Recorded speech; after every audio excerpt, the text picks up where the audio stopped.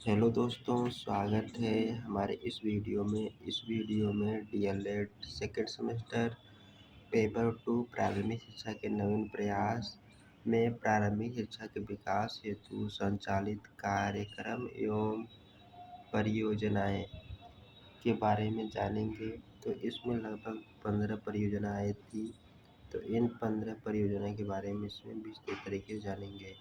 देखिए, DElEd exam में जो है बहुविकल्पी प्रश्न, अति लघु उत्तरीय प्रश्न, लघु उत्तरीय प्रश्न, 3 प्रकार के क्वेश्चन आते हैं।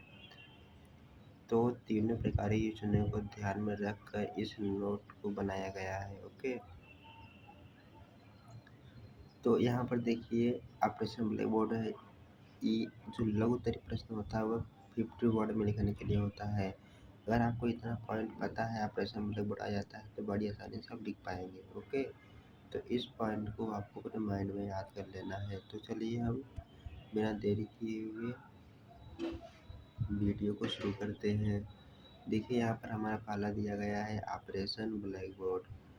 तो ऑपरेशन ब्लैक बोर्ड है तो ये शिक्षा संबंधित है, इतना याद रखिएगा। कुछ लोग कुछ और ही मतलब निकाल लेते हैं।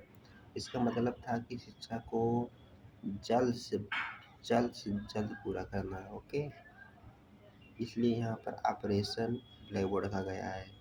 जैसे ऑपरेशन होता है तो कोई भी ऑपरेशन हो, उसका उद्देश्य होता है कि बहुत कम समय में पूरा करना। उसी प्रकार से इसका मतलब भी ऑपरेशन ब्लैक बोर्ड का है कि शिक्षा व्यवस्था को बहुत ही कम समय में सुधार करना था। ठीक है, इतना तो समझ में आ गया। अब देखिए, जो ऑपरेशन ब्लैक बोर्ड है, यह राष्ट्रीय शिक्षा नीति 1986 में प्रारंभिक शिक्षा में गुणवत्ता सुधार करने के लिए 1987-88 प्रारंभ किया गया था। ठीक है, इसकी चर्चा जो है राष्ट्रीय शिक्षा नीति 1986 में किया गया था। तो आया कब था यह? 1987-88 में ऑपरेशन ब्लैक बोर्ड आ गया था। ओके, और इसका उद्देश्य था कि पाठ्य सामग्री एवं शिक्षण उपकरण जैसी न्यूनतम सुविधाओं को पूरा करना। ओके, यहाँ पर न्यूनतम सुविधाओं को पूरा करना था। पाठ्य सामग्री और या फिर शिक्षण सामग्री बोल सकते हैं, और शिक्षक उपकरण जैसी सुविधा, जैसे ब्लैक बोर्ड हो गया, चाक हो गया, कमरा हो गया, अध्यापक हो गए, इन जैसी न्यूनतम सुविधाओं को पूरा करना था।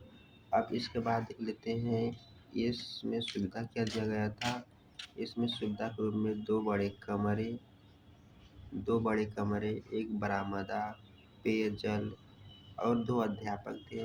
याद रखना है, इसमें 2 अध्यापक थे और जिनमें से एक महिला अध्यापक होना अनिवार्य था। पुस्तकें, टीएलएम आदि सामग्री दिए गए थे। और आगे चलकर यह तो 1987 में ऑपरेशन ब्लैक बोर्ड आ गया था, परंतु आगे चलकर इसमें सुधार भी हुआ था। ये सुधार 1992 या फिर कहीं 1993 भी दिया है। तो दोनों डेट को याद रखिएगा, एग्जाम में अगर आता है तो लिख दीजिएगा। हालांकि ऐसे क्वेश्चन बहुविकल्पी में आते हैं। तो यह 1992 या 93 में सुधार किया गया था। सुधार में क्या था, यहाँ पर देखिए 2 अध्यापक, एक महिला अध्यापक थी इसमें। यहाँ पर 3 अध्यापक हो गए, 2 की जगह 3 अध्यापक, और 2 कमरे की जगह 3 कमरे हो गए। तो 3 अध्यापक, 3 कमरे 1992 में सुधार किया गया। और यह जो प्राथमिक शिक्षा के लिए था ऑपरेशन ब्लैक बोर्ड, और इससे उच्च प्राथमिक शिक्षा तक विस्तार किया गया। ओके, यहाँ से क्वेश्चन बहुविकल्पी मत आए भी हैं। और ये विशेषकर एसटी और एससी के क्षेत्रों में खोला गया था। Okay, operation black board. और एससी एसटी क्षेत्रों में स्कूल खोला गया। इसकी विशेषता क्या थी? इसकी विशेषता थी कि यह जो है शिक्षण जो है बाल केंद्रित एवं क्रियाकलापों पर आधारित थी। यानी कि इसमें बालक को केंद्र में मानकर शिक्षा दी जाती थी, तथा यह क्रियाकलाप पर आधारित थी, यानी एक्टिविटी द्वारा शिक्षण व्यवस्था किया गया था। और विद्यालय को इसमें आकर्षक बनाया गया था ताकि बच्चे स्वयं विद्यालय की ओर आए। तो ये रहा ऑपरेशन ब्लैक बोर्ड। मैं उम्मीद करता हूँ आपको समझ में आया होगा कि ऑपरेशन ब्लैक बोर्ड क्या था। तो चलिए हम अगले कार्यक्रम में बढ़ते हैं। तो हमारा अगला है अभिविन्यास कार्यक्रम, सेवारत अध्यापकों का विस्तृत अभिविन्यास कार्यक्रम। ओके, जिसे शॉर्टकट में पी मोस्ट बोलते हैं। देखिए, पी मोस्ट का फुल फॉर्म है program of mass of orientation school teacher. Okay, तो याद रखिएगा इसका फुल फॉर्म कभी कोई पूछ लेता है। तो सेवारत अध्यापकों का विस्तृत अभिविन्यास कार्यक्रम में जान लेते हैं। ये देखिए एनसीईआरटी नई दिल्ली द्वारा 1986 में शुरू किया गया था। कब शुरू किया गया था? 1986 में। और ऑपरेशन ब्लैक बोर्ड 1987 में आ गया था, किया गया। बाद में इसे ओबीबी यानी कि ओबीबी का फुल फॉर्म है ऑपरेशन ब्लैक बोर्ड। तो बाद में इसे ऑपरेशन ब्लैक बोर्ड में परिवर्तित कर दिया गया। ठीक है, तो ऑपरेशन ब्लैक बोर्ड के बारे में हमने जाना। तो 1986 में आया, तो एक साल बाद इसे ऑपरेशन ब्लैक बोर्ड में परिवर्तित कर दिया गया, इसलिए ऑपरेशन ब्लैक बोर्ड 1987 में आया था। पर मैंने पढ़ा इसमें नई शिक्षण इसमें क्या था ना, इसमें नई प्रशिक्षण सामग्री संरचना की बात की गई थी कि शिक्षक जो है पाठ्य सामग्री को किस प्रकार से बच्चों को पढ़ाना है। ठीक है, तो इस प्रकार प्राध्यापकों के प्रशिक्षण की बात की गई थी। यहाँ पर चर्चा किया गया है कि इसका मुख्य उद्देश्य एनईपी 1986 की सिफारिशों से परिचित कराना तथा प्रशिक्षण सामग्री, और इसकी प्रशिक्षण सामग्री को दो भागों में बांटा गया था। पहला है प्राथमिक शिक्षा के लिए, दूसरा है माध्यमिक शिक्षा के लिए। और इसमें शिक्षकों के लिए निम्न सुझाव दिया गया था। ओके, यहाँ पर प्रशिक्षण सामग्री को दो भागों में बांटा गया था, यानी कि यहाँ पर शिक्षण को प्रशिक्षण की बात की जा रही है। अब यहाँ पर पहला है कि शिक्षकों के लिए निम्न सुझाव थे। विद्यालय और कक्षा को आकर्षक बनाना, इसकी जिम्मेदारी शिक्षक को है। तो दूसरा पॉइंट है यह छात्र केंद्रित शिक्षा तथा शिक्षा की गुणवत्ता में सुधार पर विशेष बल दिया गया था। ओके, यही ऑपरेशन ब्लैक बोर्ड में किया गया था, बाद में इसे ऑपरेशन ब्लैक बोर्ड में परिवर्तित कर दिया गया। तो यह छात्र केंद्रित शिक्षा यानी कि बाल केंद्रित शिक्षा, बच्चों को केंद्र में मानकर शिक्षा दी गई थी, ना कि शिक्षक को केंद्र में मानकर। और शिक्षा गुणवत्ता में सुधार किया गया था, शिक्षकों को प्रशिक्षण की व्यवस्था की गई थी। ओके, तो वही यहाँ पर सेवारत अध्यापकों के लिए विस्तृत अभिविन्यास कार्यक्रम में शिक्षकों को प्रशिक्षण की व्यवस्था की गई थी ताकि शिक्षण अच्छे से बच्चों को पढ़ा सकें। इस प्रकार से इसमें मेन पॉइंट है कि यह एनसीईआरटी नई दिल्ली द्वारा संचालित किया गया 1986 में, और इसमें शिक्षकों के प्रशिक्षण तथा शिक्षण सामग्री संरचना पर बात की गई थी। यही दो मुख्य पॉइंट है, इसे याद रखिएगा। और यह एनईपी मतलब है न्यू एजुकेशन पॉलिसी 1986 की सिफारिशों से परिचित कराना था, इसका मूल मुख्य उद्देश्य था। ये 3 पॉइंट याद रखिएगा। अब यह हम आगे बढ़ते हैं, आपको समझ में आ गया होगा। हमारा अगला है कि प्राथमिक शिक्षकों का विशेष अनुस्थापन कार्यक्रम SOPT। तो इसका फुल फॉर्म है special orientation program of teacher. Okay, S से स्पेशल, ओ से ओरिएंटेशन, पी से प्रोग्राम, टी से टीचर, बीच में आप जोड़ देना। तो इसका मुख्य उद्देश्य था कि यह देश भर में प्रतिवर्ष 4.5 लाख प्राथमिक शिक्षकों को प्रशिक्षण के लिए 1993-94 में प्रारंभ किया गया था। ठीक है, पी मोस्ट 1986 में आया था और यह जो 1993 में आ गया है। ओके, याद रखिएगा। और देश में प्रतिवर्ष 4.5 लाख प्राथमिक शिक्षकों को प्रशिक्षण के लिए 1993-94 में प्रारंभ किया गया था, यानी कि इसमें भी शिक्षण प्रशिक्षण की व्यवस्था की गई थी। इसका उद्देश्य था जो ऑपरेशन ब्लैक बोर्ड में न्यूनतम सुविधाएं दी गई थी उसका प्रयोग सही से करना, यानी कि ओपीबीबी का प्रयोग यानी ऑपरेशन ब्लैकबोर्ड का प्रयोग करने की क्षमता विकसित करना, छात्र केंद्रित शिक्षण यानी छात्र को केंद्र में रखकर शिक्षा देना, शिक्षक शिक्षा की गुणवत्ता में सुधार करना, एनसीईआरटी की राष्ट्रीय रिपोर्ट में वर्णित न्यूनतम अधिगम स्तर की दक्षता पर बल देना। ठीक है, तो न्यूनतम अधिगम स्तर की दक्षता पर बल देना।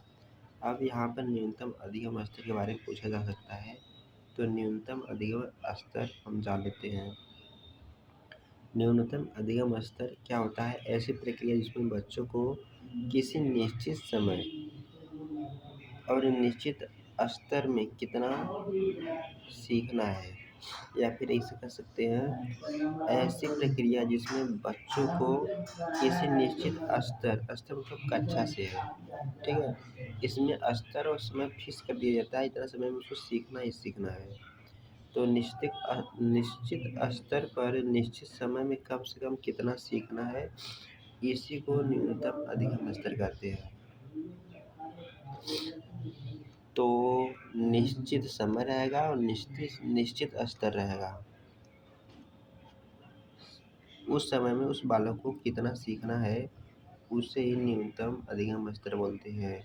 इसकी आवश्यकता शिक्षा की गुणवत्ता में सुधार लाने के लिए हुआ, जिसके कारण निम्नलिखित है। आखिर में न्यूनतम अधिगम स्तर की आवश्यकता क्यों पड़ी? इसका कारण यहाँ पर 3 पॉइंट में दिया गया है, इसे भी याद रखिएगा। अपव्यय अवरोधन का डायरेक्ट मतलब पूछ लेता है। पहला कारण था अपव्यय व अवरोधन। ओके, अपव्यय का मतलब है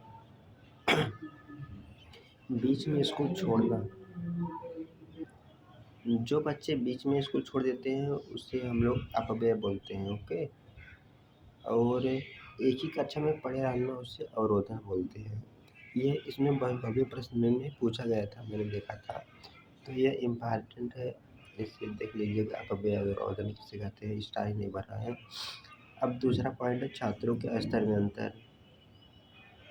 जैसे आपके ज़िले में कुछ और शिक्षा दिया जा रहा है, क्या किसी राज्य के ज़िले में कुछ और शिक्षा दे रहा है, तो इन दोनों ज़िलों से जो कंपटीशन होगा जिसमें गुणवत्तापूर्ण शिक्षा दे रहा है, वही बच्चे जीतेंगे। इसलिए यहाँ पर छात्रों के स्तर में अंतर को कम करने के लिए सभी जिले, राज्य, देश में एक ही प्रकार की शिक्षा की व्यवस्था की गई है, जैसे एनसीईआरटी। और तीसरा है शिक्षा का गिरता हुआ स्तर, जैसे अटेंडेंस पर अधिक बल देना, शिक्षक की कमी और पाठ्य सामग्री उपयुक्त न होना, ये सब क्या है? शिक्षा का गिरता हुआ स्तर है।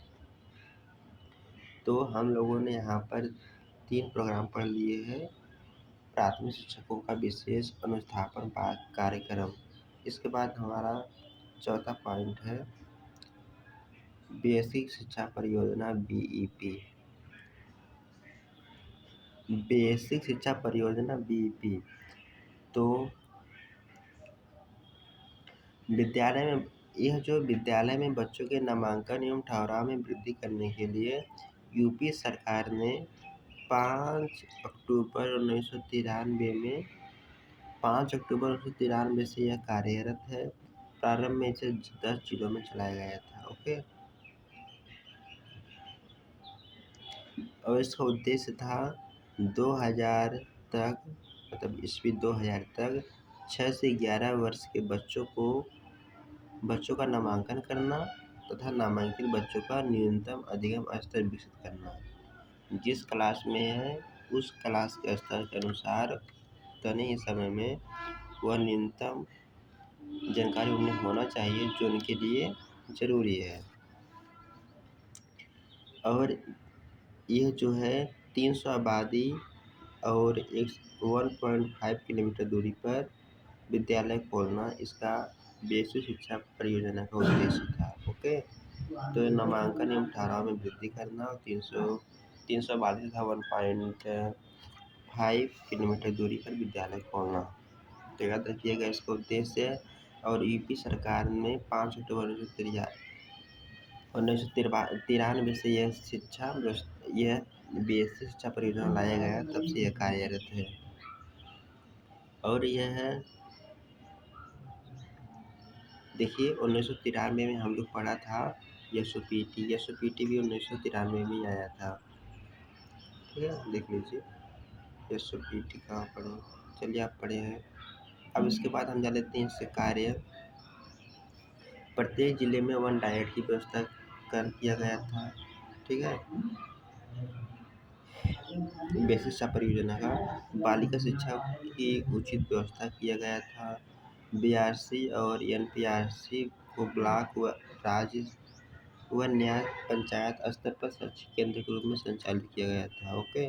और बेसिक शिक्षा परियोजना के 3 अंग है, इसे याद रखिएगा।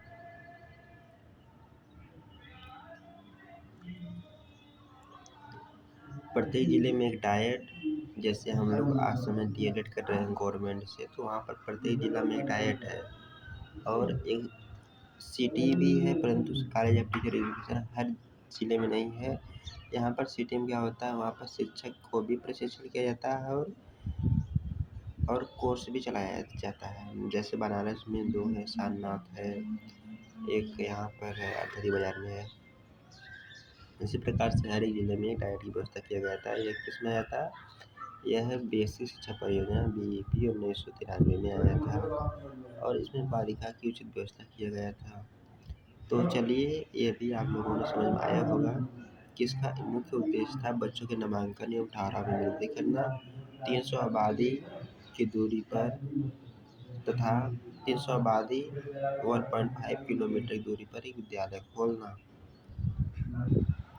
तो चलिए अगले प्रोग्राम में बढ़ते हैं। हमारा अगला प्रोग्राम है जिला प्राथमिक शिक्षा कार्यक्रम DPEP।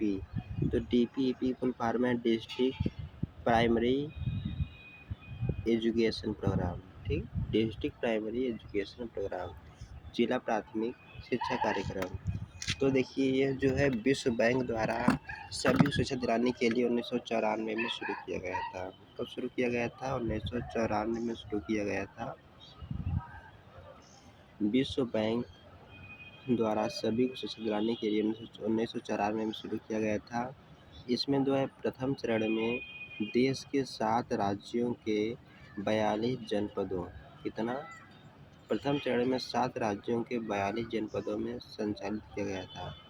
तो 7 राज्यों, ये 7 राज्य कभी कभी पूछ लेता है, मैं यहाँ पर आपको दिखा दूंगा, आप देख लीजिएगा।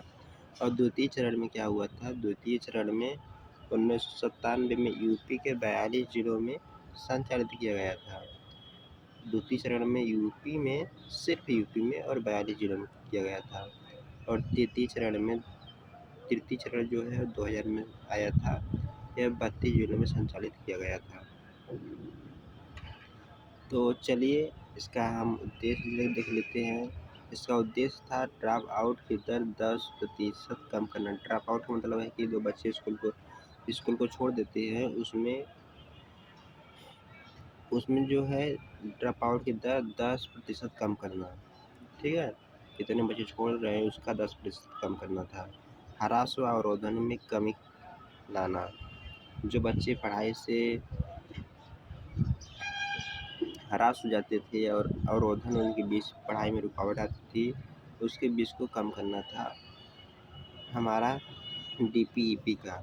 और 6 से 11 आयु के बच्चों को 100% विद्यालय सुविधा देना, जैसे किताबें हो गया, विद्यालय का वातावरण हो गया, भोजन हो गया, ये सभी 100% सुविधाएं देना DPEP का मुख्य उद्देश्य था। और इसकी शुरुआत जो है, इसकी शुरुआत संशोधित न्यू एजुकेशन पॉलिसी, नई शिक्षा नीति 1992 के अनुसरण में हुई थी। ठीक है, संशोधित या नीति 1992 में इसकी शुरुआत हुई थी। DPEP जिला प्राथमिक शिक्षा कार्यक्रम। तो याद रखिएगा, यह विश्व बैंक द्वारा संचालित किया गया था। प्रारंभ में यूपी के 22 प्रथम चरण में 7 राज्यों के 42 जनपदों में संचालित किया गया था और इसका मुख्य उद्देश्य था ड्रॉप आउट को कम करना, ह्रास व अवरोधन कम करना, 6 से 11 आयु के बच्चों को 100% विद्यालय सुविधा देना। और इसकी शुरुआत जो है संशोधित न्यू एजुकेशन पॉलिसी, नई शिक्षा नीति 1992 के अनुसरण में हुई। अब इसके बाद हमारा 6वां प्रोग्राम है विद्यालयोन्मुखी कार्यक्रम। ऐसा कार्यक्रम जिसमें बच्चे स्वयं विद्यालय की ओर जाएं उसे विद्यालयमुखी अनुक्रम कहते हैं। कहते क्या है, ये बनाया गया था जिसको इंग्लिश में स्कूल रेडीनेस प्रोग्राम है। यह 6 वर्ष की आयु में बच्चों को स्कूली शिक्षा तैयार करने के लिए एनसीईआरटी द्वारा किया गया, जो बच्चे सीधे एक में प्रवेश लेते थे। जो बच्चे सीधे एक में प्रवेश होते थे, उनका जो है एजुकेशन बैकग्राउंड बहुत ही वीक रहता था, तो उनके लिए यह विद्यालयमुखी कार्यक्रम शुरू किया गया था। इसका उद्देश्य था कि बच्चों में शब्द भंडार का वृद्धि करना,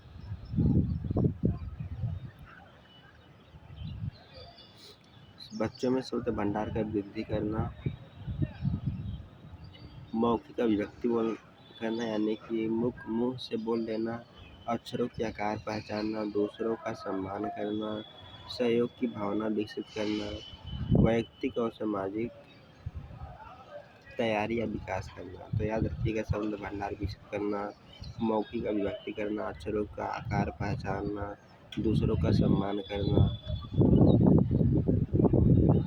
ये जो है विद्यालयमुखी कार्यक्रम के अंतर्गत आया था।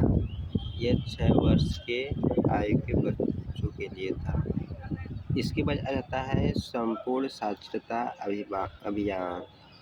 ठीक है, इसकी स्थापना 5 मई 1988 में हुई थी। संपूर्ण साक्षरता अभियान है, एक संपूर्ण शिक्षा अभियान है। तो संपूर्ण साक्षरता अभियान की शुरुआत 5 मई 1988 में हुआ था।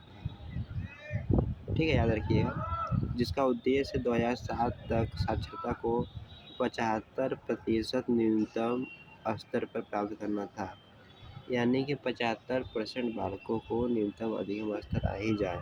इसका जो है संपूर्ण साक्षरता अभियान का मूल उद्देश्य था। और वर्ष 1995 तक 8 करोड़ प्रौढ़ों को कार्यात्मक साक्षरता प्राप्त करने का लक्ष्य निर्धारित किया गया। ठीक है, इतना 8 करोड़ 1995 तक, फिर 1988 में आया था, यानी कि 7 साल के बाद। प्रौढ़ों को कार्यात्मक साक्षरता मतलब है कि प्रौढ़ जो बच्चे नहीं कर सकते हैं, जो व्यक्ति जिनकी उम्र जैसे 20 प्लस हो गई है, उन्हें पढ़ने की उम्र बीत गई है, उस समय शिक्षा देना, उन्हें देने के लिए यहाँ प्रौढ़ों का प्रयोग किया गया है। प्रौढ़ों को कार्यात्मक साक्षरता प्राप्त करने के लिए लक्ष्य निर्धारित किया गया, यानी प्रौढ़ों को शिक्षा देने के लिए 1995 में इस पर विचार किया गया था। और इसके बाद 26 जनवरी 1989 में केरल को संपूर्ण साक्षरता अभियान की घोषणा की गई। ठीक है, 26 जनवरी 1989 को जो केरल राज्य है, उसमें संपूर्ण साक्षरता अभियान की शुरुआत की गई या घोषणा की गई, कह सकते हैं। देखिए, एक फैक्ट है कि स्वतंत्रता के समय भारत की साक्षरता दर 14% थी, सिर्फ 14 ही प्रतिशत, और था, जो बाद में बढ़कर 74% हो गई। बताइए कितना वृद्धि हुई? सीधे हमारे पास 60% की वृद्धि हुई है। अब हम लोग इसी विशेषता के बारे में देख लेते हैं। देखिए, इसकी विशेषता था कि यह अभियान लक्ष्योन्मुखी था। इसका एक लक्ष्य निर्धारित था कि इतने लोगों को, 8 करोड़ लोगों को प्रशिक्षण करना है। ओके,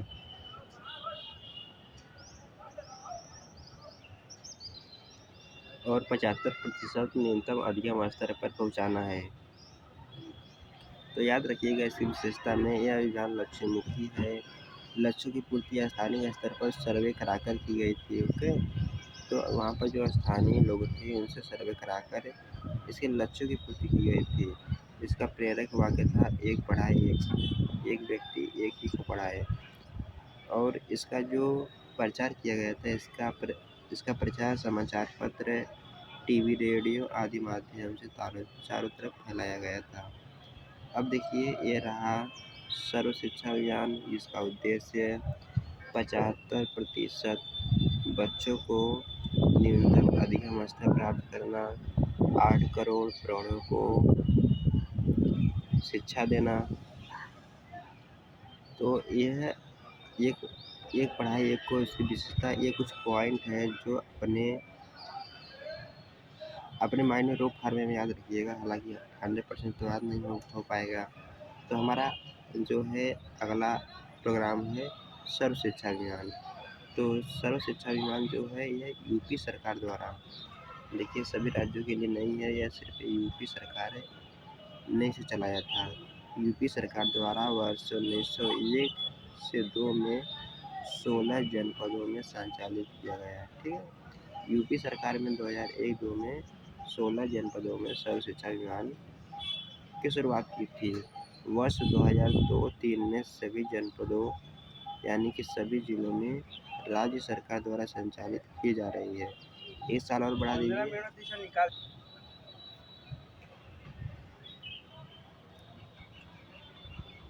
तो इसके हम उद्देश्य देख लेते हैं।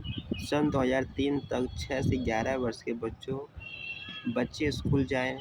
सन 2007 तक 5 वर्ष की प्राथमिक शिक्षा पूरी कर लें। ओके, और 2010 तक इसमें टाइम फिक्स किया गया था। 2010 तक कक्षा 8 तक की पूरी शिक्षा कर लें। ठीक है, कक्षा 8 तक की शिक्षा पूरी कर लें 2010 तक, और ड्रॉप आउट बच्चों की संख्या 0 करना। ये टाइम लिमिट थी। इस टाइम लिमिट के अनुसार सर्व शिक्षा अभियान को पूरा करना था। ओके, तो याद रखिएगा। अब इसके बाद बढ़ते हैं हम लोग। इतना याद रखिएगा कि यह जो है यूपी सरकार ने लॉन्च किया था।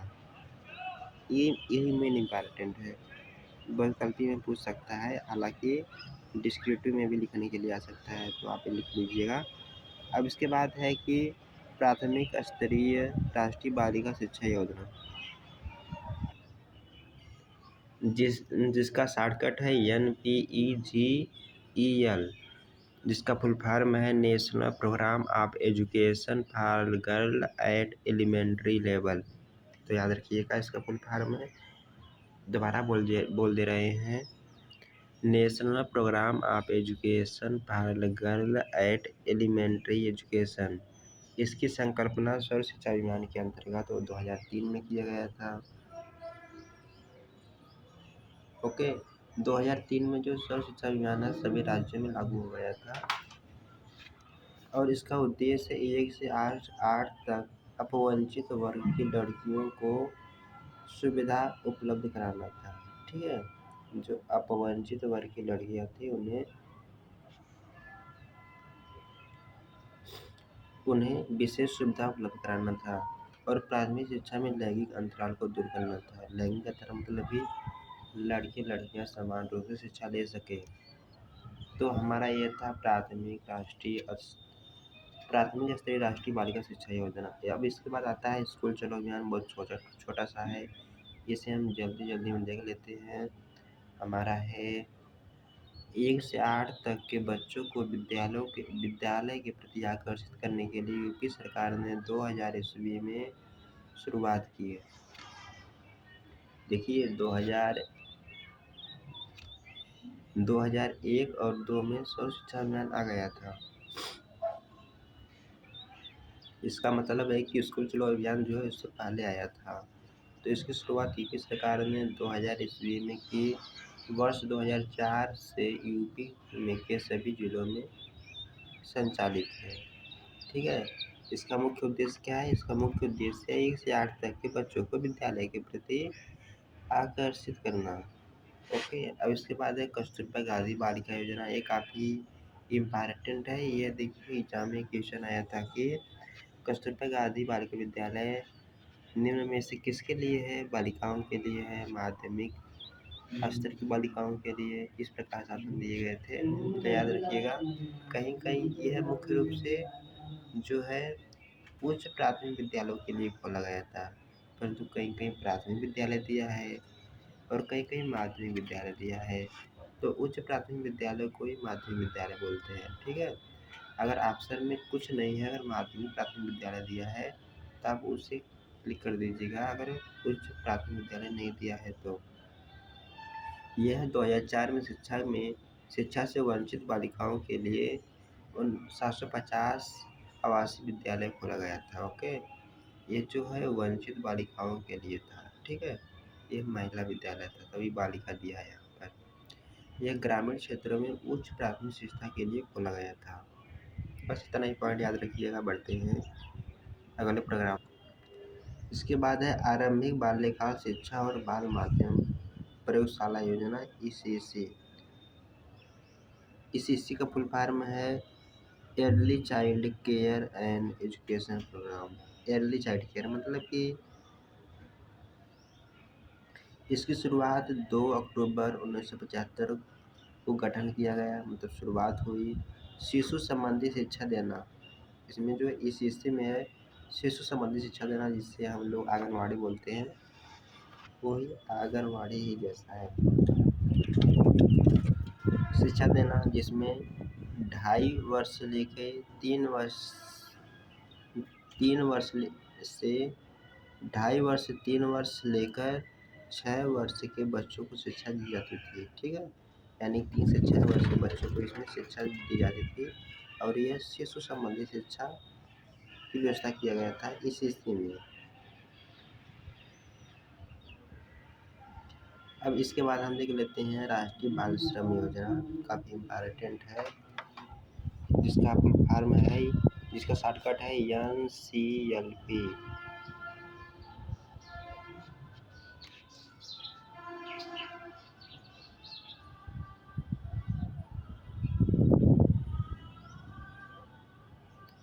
National child labour program. Okay, तो यह नवी पंचवर्षीय योजना 1997 से 2002 में 14 वर्ष से कम आयु के बच्चों को बाल श्रम से पूर्ण रूप से उन्मूलन मतलब खत्म करने के लिए लाया गया था। यह 12 जिलों में शुरुआत में 12 जिलों में प्रारंभ किया गया था। और इसमें जो है निम्न प्रयास किए गए थे राष्ट्रीय बाल श्रम योजना में। पहला है 5 से 9 वर्ष के बच्चों को प्राथमिक विद्यालय में प्रवेश तथा 9 से 14 वर्ष, यहाँ पर 14 रहेगा, गलती हो गया है। 9 से 14 वर्ष के बच्चों को शिक्षा के मुख्य धारा जोड़ना। ओके, शिक्षा के मुख्य धारा जोड़ना, शिक्षा में प्रवेश करना था, शिक्षा के मुख्य धारा जोड़ना पहला उद्देश्य था, पहला प्रयास किया गया था। और दूसरा था यहाँ बच्चों के अनुपूरक पोषण के साथ स्वास्थ्य देखभाल, बच्चों को पौष्टिक भोजन देना और उसका देखभाल करना। 2006 में सरकार ने बच्चों को दुकानों पर काम करने से रोका। कब रोका था? 2006 में। यह एक फैक्ट है, इस फैक्ट को याद रखिएगा, डायरेक्ट क्वेश्चन आया है। और इसका उन्मूलन 1992 में हो गया था, ठीक है।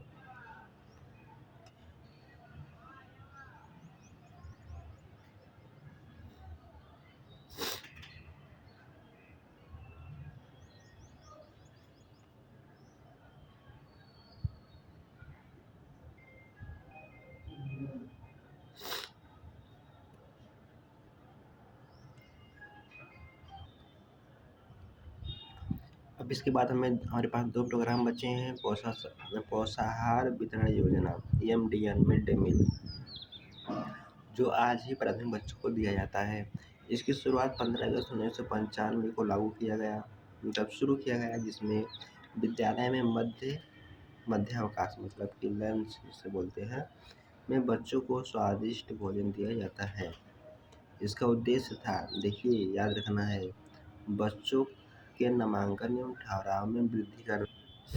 तो हम लोग बेसिक शिक्षा परियोजना पढ़ा था, उसमें भी यही बात की गई थी, बच्चों के नामांकन एवं ठहराव में वृद्धि करना।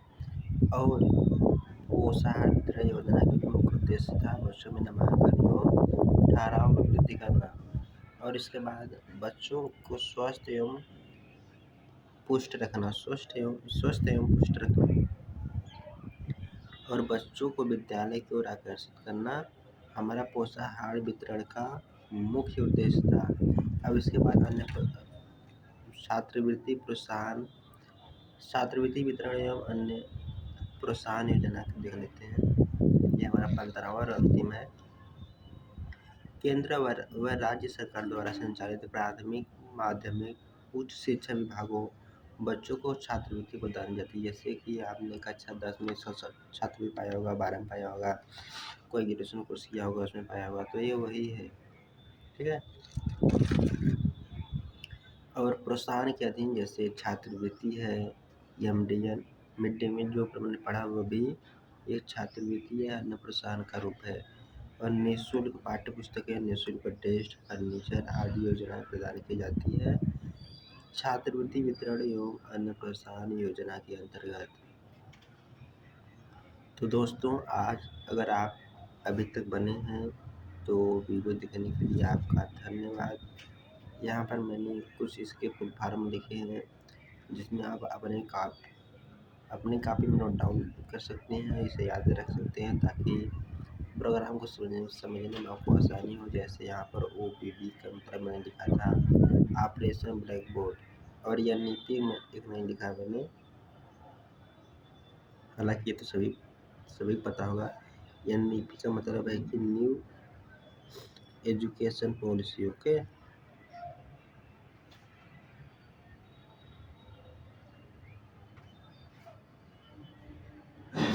New education policy.